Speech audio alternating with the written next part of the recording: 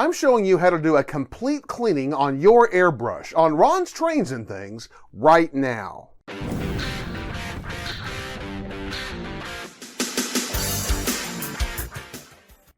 Hi, I'm Ron of Ron's Trains and Things, and if you'd like to see more model railroad tips, tools, and techniques, then be sure and subscribe down below and click that little bell icon so you can catch future videos.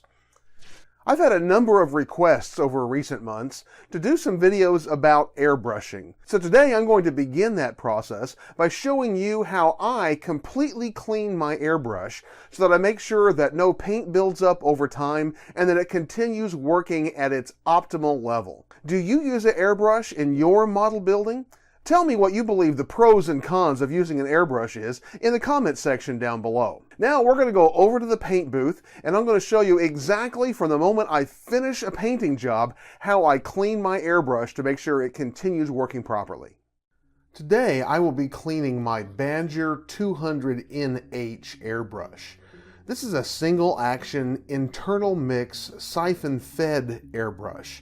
Now, if you're working with a double action airbrush or one that is gravity fed, then it's going to come apart and it's going to go back together a little bit differently, but the basic cleaning process is going to be the same.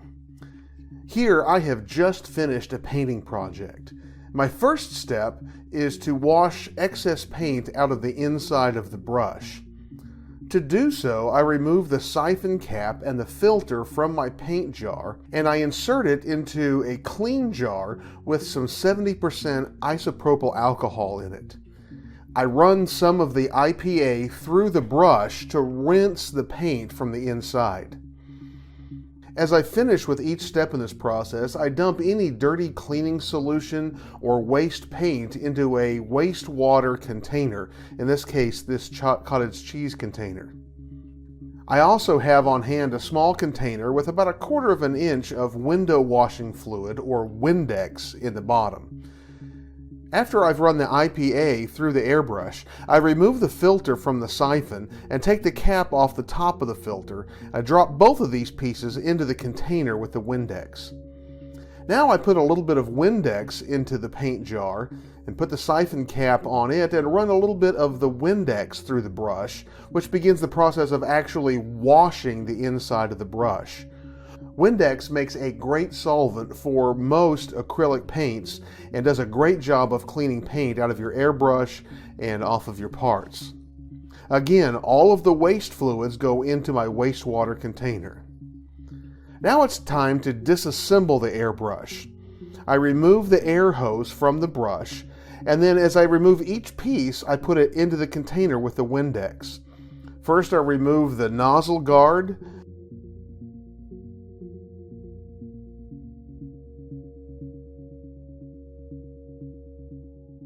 and the nozzle retaining nut,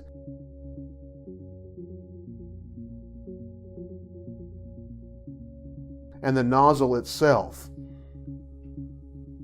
Then I remove the needle from the chassis and the trigger, and I put all of these parts into the Windex.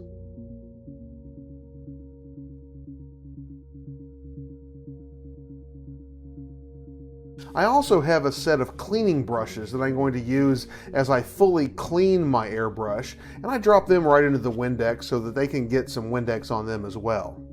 I keep a jar lid handy to help me contain the small parts as I clean them so I don't drop and lose anything. Now it's time to move over to the sink for the cleaning process. Extreme care must be taken as you're cleaning these parts around a sink so that you don't drop any of the small parts into the sink and thus down the drain. That can make for a very bad day. First, I clean the needle itself. Now use caution when cleaning the needle because you want to be careful not to bend the needle, not to blunt its point, and most importantly not to poke and puncture yourself with the very sharp end of the needle. I use a bit of the Windex to remove any paint remaining on the needle with my fingers and then rinse it under the water. Next, I clean the chassis. I use the largest brush from my cleaning brush set with a little bit of Windex on it to clean out the siphon hole on the chassis. I use smaller brushes to clean paint from the nozzle end of the chassis, making sure that I continue to run the brush through there until it comes out clean. Then I rinse the chassis inside and out into the running water and set it aside. The filter and cap are brushed and rinsed to clean the screen of any paint buildup.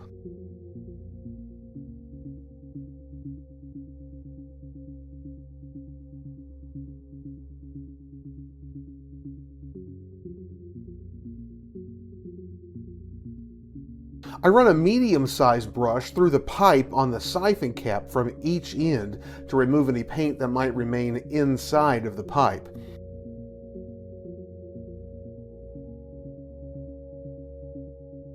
I also make sure that any paint is removed from the inside of the cap, especially around the threads where it threads onto the jar. Now to the small parts. I run appropriate sized brushes through all of the openings on the nozzle retainer, the needle guard, and the nozzle itself. Using the largest brush, I brush away any paint buildup on the outside of the needle guard. This is a place where paint will tend to build up as you're painting.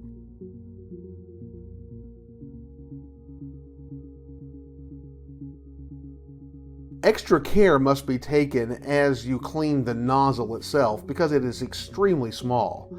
I use the smallest brush to clean the inside of the nozzle. The brush will not go all the way through the nozzle opening, but the point of the brush will, and thus it will clean out any paint that is built up inside.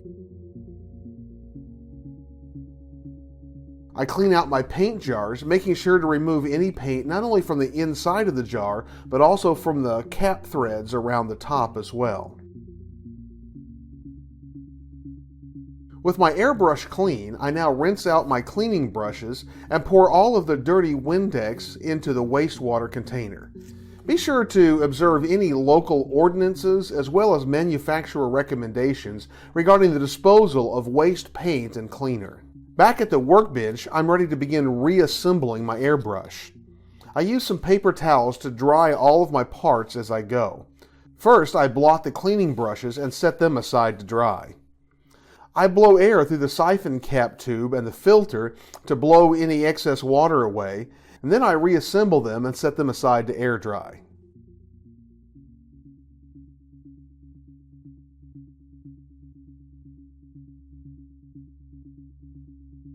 I dry the outside of the chassis with the paper towel, and then I blow air through the chassis to blow any water droplets that are inside away. I carefully dry the needle on the paper towel. To avoid rusting and corrosion, I apply a tiny bit of oil to the needle. Just a drop of oil on the tip of my finger is enough. I then hold the needle between my finger and the thumb in the oil, and I turn the needle back and forth as I pull it between my fingers, thus putting a thin layer of oil on the entire length of the needle. This will help protect not only the needle, but also the inside of the chassis from rust and corrosion. I insert the trigger into the chassis, making sure that the holes in the trigger line up with the opening where the needle slides through the chassis. I then very carefully insert the needle into the chassis and screw the set screw in about halfway.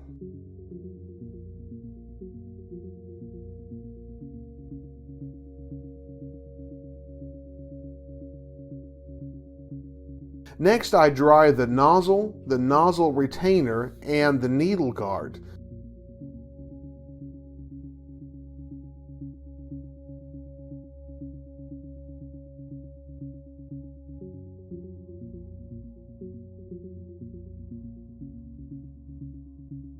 The nozzle is set carefully over the needle on the chassis, and the retainer screw is screwed on over it.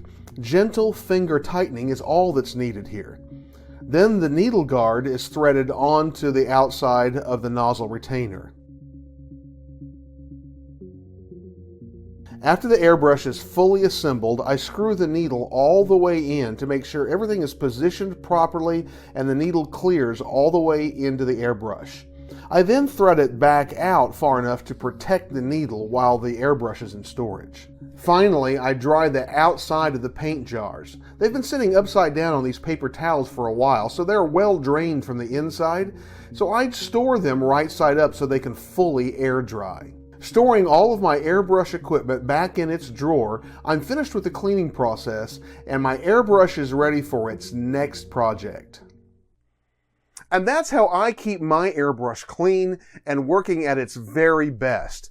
If you have an airbrush, or if you're just considering purchasing your first airbrush, the most important thing you can do is keeping it clean so it'll continue to perform at an optimal level for you for years. Well, if you enjoyed this video, here's a link to some more great model building videos that I know you'll enjoy as well. I hope you'll check those out.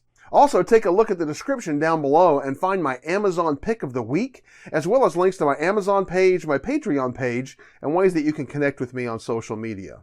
Well, be sure and join me each Tuesday as I'll be bringing you more great model railroad videos, and I look forward to seeing you then.